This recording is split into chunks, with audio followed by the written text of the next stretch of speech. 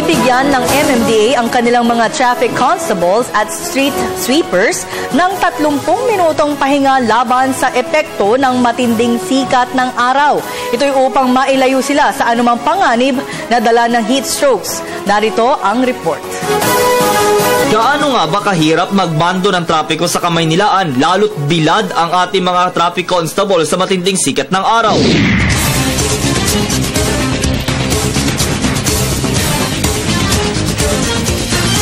Kaya bilang tugon sa hinaing na ito, simula ngayong 15 ng Marso, bibigyan ng tig 30 minutong heat stroke break ang mga traffic enforcers at street sweepers ng Metropolitan Manila Development Authority. Paliwanag ni MMDA Chairman Attorney Francis Tolentino, kailangang may 30 minutong pahinga ang kanila mga traffic enforcer para makaiwas sa heat stroke, dala na rin ang panahon ng tag-init na nagsimula ng umiral sa bansa.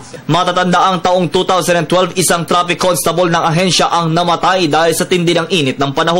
Starting starting March 15 hanggang May 31. So 1 p.m., between 1 p.m. and 3 p.m., 30 minutes each.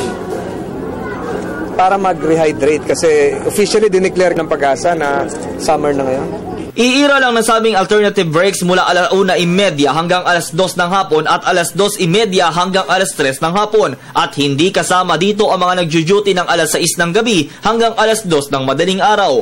Pinayuhan din ng MMDA ang kanilang mga tauhan na palaging uminom ng tubig.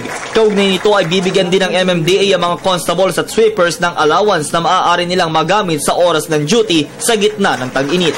Yung tubig, may pinamigay tayo na water canteens at may pamimigay pa rin.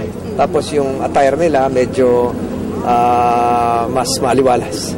Pakiusap ng MMDA sa mga motorista na huwag nang ikagulat kung makitang nagpapahinga sa lilim ang mga traffic enforcer at Metro Aid.